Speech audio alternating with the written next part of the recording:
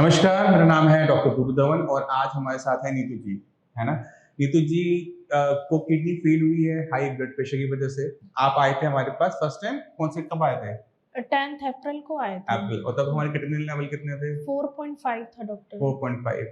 और आज अप्रैल मई जून हाँ दो जी। दो महीने हुए हैं तकरीबन, जी डेढ़ जी जी। महीना। अब डेढ़ महीने बाद किडनी लेवल हमारा भी कितना आ रहा है? अब आ गया 2.9। 2.9 चल रहा है। तो जो उस टाइम में कोई सिम्टम थे बॉडी में? बहुत सारे सिम्टम्स थे। बताओ। मुझे बहुत ज़्यादा पेन रहता था, पैरों में तो स्पेशली पेन था, सूजन भी थी और मेरे को बहुत ज़्यादा थकान हो जाती थी। तो स्कूल जॉब करती हूँ, क्लिम्बिंग में बहुत प्रॉब्लम आती थी सीढ़ियाँ चढ़ने में और साँस फूलता था। ब्रीदिंग की बहुत प्रॉब्लम हो रही थी और मैं घबराई भी बहुत ज़्यादा थी। और अब क्या है? अब कोई दिक्कत हो रही है अब ऐसी? तो एकदम नॉर्मल है। बिल्कुल नॉर्मल हाँ, हो गई। नॉर्मल।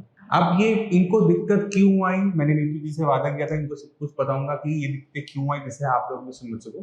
तो नीतू जी की जो किडनी खराब होनी शुरू हुई थी वो हुई थी हाई ब्लड प्रेशर की वजह से। जब आप फर्स्ट टाइम आए थे आपका जो ब्लड प्रेशर हमारे पास नोटेड है 140/100। अब जब बीपी बहुत हाई रहता है तो ब्लड बहुत स्पीड से किडनी की छोटी छोटी कैपिलरी में एंटर कर रहा होता है। उसकी वजह से क्या होता है कि जब ब्लड एंटर कर रहा है, वैसे तो बहुत पतली सी है, वो आपकी हेयर की साइज से भी 1/3 पतली होती है। जब उसमें प्रेशर से अटैक करती है ना तो उसकी जो वो आउटर वॉल है वो हार्ड हो जाती है। हार्ड होने का मतलब वो मोटी हो जाएगी। मोटी हो जाएगी तो अंदर का स्पेस और नैरो हो जाता है, तो ब्लड वहां से फ्लो नहीं कर पाता। अब किसी हिस्से को ब्लड ना पहुंचे, ऑक्सीजन ना पहुंचे तो वो हिस्सा डेड होना शुरू हो जाता है। तो ये इसको हम कहते हैं, जब हम इसकी बायोप्सी करेंगे तो उसके अंदर हमें दो टाइप का नुकसान देखने को मिलेगा। वो आएगा स्क्लेरोसिस की वजह से हिस्सा हार्ड हो गया, डेड हो गया, नॉन फंक्शनल हो गया। दूसरा पार्ट वो आएगा जिसमें हमें देखने को मिलेगा ग्लोमेरुलोनेफ्राइटिस, यानी किडनी के अंदर सूजन होना। मरने से पहले, हार्ड होने से पहले वो एकदम कहीं चोट लगती है रेड हो जाता है, वैसे किडनी के अंदर भी कोई एरिया इन्फ्लेम्ड हो जाता है। तो आपके उस टाइम में इन्फ्लेमेशन वाला पार्ट बहुत अच्छा था, डेड पार्ट भी था, इन्फ्लेम्ड पार्ट भी था। तो इन्फ्लेम्ड पार्ट वापस आ रहा है। तो ओवरऑल जो लेवल है वो 4.5 से वो 2.9 है। जी। किडनी की फंक्शनिंग बढ़ी है, इस वजह से जो सिम्टम्स आपकी बॉडी में आ रहे थे वो डिसअपियर कर गए हैं। स्वेलिंग जो थी वो चली गई। स्ट्रेस में थी किडनी काफ़ी ज़्यादा, मुझे ऐसा हाँ, लगता है। प्रेशर में थी क्योंकि तो मैं कई बार फैमिली को ये कंप्लेन करती थी कि मुझे बैक पेन हो रहा है, बैक पेन हो रहा है, और ये एक नॉर्मल पेन नहीं था।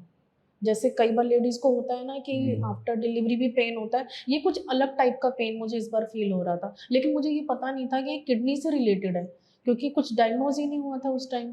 नॉर्मली ना किडनी के पेशेंट्स को ना पेन नहीं होता, अच्छा।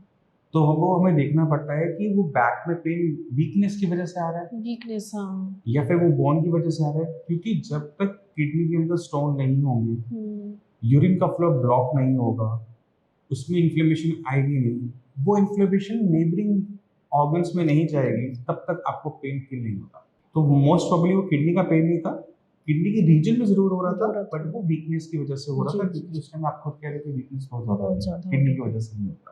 तो आपने यहाँ पर आने से पहले कैसा एक्सपीरियंस रहा आपका? कहाँ कहाँ दिखाया, डॉक्टर से क्या बोला था? हमने हमारे घर के आसपास के जो डॉक्टर, लोकल डॉक्टर्स थे, उनको दिखाया।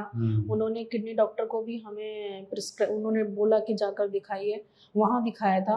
फिर उसके बाद वहाँ से जो हमने ट्रीटमेंट फर्स्ट ली, उसके बाद तो और वैल्यूज़ मेरी शूट अप हो गई आगे। तो पूरी फैमिली हमने डिस्कस किया। अच्छा, जब आप गए थे तब लेवल वहाँ पे क्या थे? पहले 4 था, उनकी ट्रीटमेंट लेने के बाद 4.5 हो गया। अच्छा, जब हम यहाँ पे नहीं आए थे। ठीक है, तो स्लाइटली हमारा इंक्रीज था। हाँ जी। ठीक है। और डॉक्टर ने कुछ बोला था अलग से? डॉक्टर ने तो सारी हमें कुछ अलग से तो नहीं बोला, बस एक मेडिसिन का पूरा डिस्क्रिप्शन दे दिया। और उसमें एक नींद की जो टैबलेट थी, जिसको मैं सुबह खाती थी तो शाम को उठती थी। मतलब बिल्कुल सुला दिया उन डॉक्टर ने तो मुझको, बहुत ज़्यादा टैबलेट्स स्लीप की हैं। मेडिसिन तो नहीं दी होगी? बीपी की मेडिसिन नहीं, दी डॉक्टर होगी? मुझे स्लीप की ही दी थी। आपने बोला था नींद नहीं आती? नहीं, मैंने ऐसा कुछ नहीं बोला था। अच्छा। उन्होंने पता नहीं क्या रिलैक्सेशन देने के पर्पज़ से दिया होगा या कुछ, जो बाद में नॉर्मली डॉक्टर। हाँ। 99.9% चांसेस है कि वो मिसअंडरस्टैंडिंग डॉक्टर, है। मैं सुबह सोती थी, शाम को उठती थी। वो आप में इफेक्ट स्लीप वाला आ रहा हाँ, होगा, बट वीकनेस डॉक्टर्स को। नहीं देते हैं। हाँ, ठीक मुझे है? काफ़ी ज़्यादा नींद आ नहीं, गई वो उसके नहीं बाद। दी जाती है क्योंकि अननेसेसरी कोई भी मेडिसिन बॉडी में एंटर नहीं करवाई जाती। ये प्रोटोकॉल टाइप का है, उसको सारे जी, डॉक्टर्स जी, जी। फॉलो करते हैं। अगर बीपी बहुत ज़्यादा फॉल कर जाए तो वो स्लीप ज़्यादा आती है। और आप क्या बता रहे थे, आपको बायोप्सी के लिए भी बताया गया था? हाँ, मुझे बायोप्सी के लिए भी बोला गया था, जिससे मैं बहुत ज़्यादा घबरा गई थी, क्योंकि मैं किसी तरह की सर्जरी नहीं चाहती थी। ठीक है।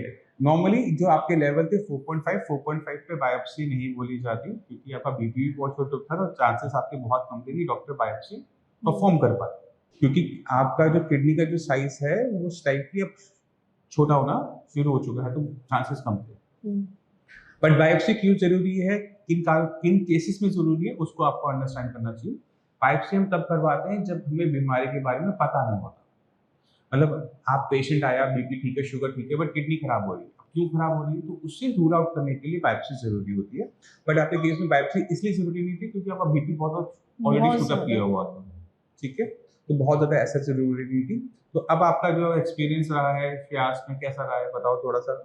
बहुत अच्छा रहा है हमारा एक्सपीरियंस। तो हम एवरी मंथ आते हैं यहाँ पर, तो एक नई रिपोर्ट आती है और उसमें हमें रिजल्ट जो होता है वो पॉजिटिव ही देखने को मिलता है। और मैं थैंक्स बोलना चाहूँगी डॉक्टर का कि उन्होंने हमारी हर चीज़ को मतलब फीडबैक भी लिया मेरा, और मेरे साथ पूरे मंथ ही वो लोग जुड़ते हैं कि मेरा तबीयत कैसा है। अच्छा, मेरा फॉलोअप अच्छा चल रहा है आपका? हाँ, बहुत ठीक अच्छा है, और फॉलोअप कोई है, दिक्कत तो नहीं हुई कोई ना? भी दिक्कत नहीं है। बीपी का आप डेली मॉनिटर कर रहे हो अच्छे से? डेली मॉनिटर करते हैं हम। तो कुछ चीजें आपने समझी होंगी नीतू जी से कि ये जो दिखते हैं, जो आप हो सकता है कि आप भी सफर करते हो, वो अकेले नहीं है। आप जैसे बहुत सारे ऐसे पेशेंट हैं जो बीपी की वजह से या फिर डायबिटीज की वजह से किडनी में डैमेज दे रहे होते हैं। उसको रोकना, उसे कंट्रोल करना, उससे कुछ हद तक हम वापस लेकर आ सकते हैं किडनी की फंक्शनिंग को। और वो जैसे हमने नीतू जी के साथ देखा, बाकी सारे पेशेंट्स के जो हम टेस्टिंग देते हैं उनमें भी आपने देखा होगा। बट आपको सही तरीके से काम करने की जरूरत होती है। किडनी कभी भी अपने आप खराब नहीं होती, उसके पीछे कोई ना कोई कारण जरूर होगा। जैसे नीतू जी के केस के अंदर बीपी था, अगर बीपी को हम हाई छोड़ देते, किडनी की बैक की मेडिसिन देते रहते, तो पूरा का पूरा ट्रीटमेंट फेल हो जाता। तो सबसे पहला काम हमें ये करना होता है कि जो सब आपकी किडनी को डैमेज कर रही है उसको निकालना होता है। वो एक बार कंट्रोल में आ गई तो कम से कम नया डैमेज नहीं होगा। जब वो डैमेज नया होना बंद होगा तो ही हम उसकी रिकवरी कर पाते हैं, वरना हमें रिकवरी देखने को मिलती नहीं है। जैसे आप हॉस्पिटल गए थे, वहां पे बीपी मैनेजमेंट आपका ढंग से नहीं हो पाया, नहीं। जब तक वो नहीं हुआ तो आपके लेवल्स बढ़ते चले गए। जैसे बीपी आपका कंट्रोल में आया, लेवल्स डाउन होने शुरू हो गए। अब आपने ध्यान क्या रखना है कि आपने अपनी डाइट को रिच रखना है, कम नहीं करना। आपको जो खाने में दिया जा रहा है, चाहे वो चपाती है, राइस है, उपमा है, वो हर पेट भर के खाना खाने से डरना नहीं है। बॉडी में अगर वीकनेस आ गई, एक कमजोर बॉडी में किडनी हेल्दी नहीं काम कर सकती, अच्छा काम नहीं कर सकती ना। बट एक अच्छी बॉडी के अंदर खराब किडनी भी अच्छा काम कर जाएगी। किडनी बॉडी का पार्ट है, तो खाने से आपने डरना नहीं है, अपनी एपेटाइट के हिसाब से खाना है, बाहर का खाना बिल्कुल नहीं खाना। जो परहेज दिए गए हैं वो अभी के लिए नहीं है, वो लाइफ टाइम के हैं, रहेंगे लाइफ टाइम रहेंगे, क्योंकि हम नहीं चाहते कि ये दिक्कत दोबारा से आपको खाने में नमक कंट्रोल, बीपी की मॉनिटरिंग, ये अब लाइफ टाइम चलेगा। कुछ भी हो जाए, बीपी की मेडिसिन आपने छोड़ दी थी। और कुछ पूछना चाहते हो? मैं उम्मीद करता हूँ इस वीडियो से और पेशेंट के एक्सपीरियंस से आपने बहुत कुछ सीखा होगा। आपके माइंड में बहुत सारे क्वेश्चंस होंगे, जो भी क्वेश्चन आपके माइंड में है उसको आप कमेंट सेक्शन में लिख दो। अगली जब हम वीडियो बनाएंगे तो हम उसको क्वेश्चंस को कवर करते हुए आपको उसके बारे में इंफॉर्मेशन दे देंगे। उम्मीद करता हूँ इस वीडियो से आप काफी कुछ सीखे। इसके साथ मैं आपसे चलने की आज्ञा चाहूंगा, मिलते हैं अगली वीडियो में, तब तक के लिए नमस्कार।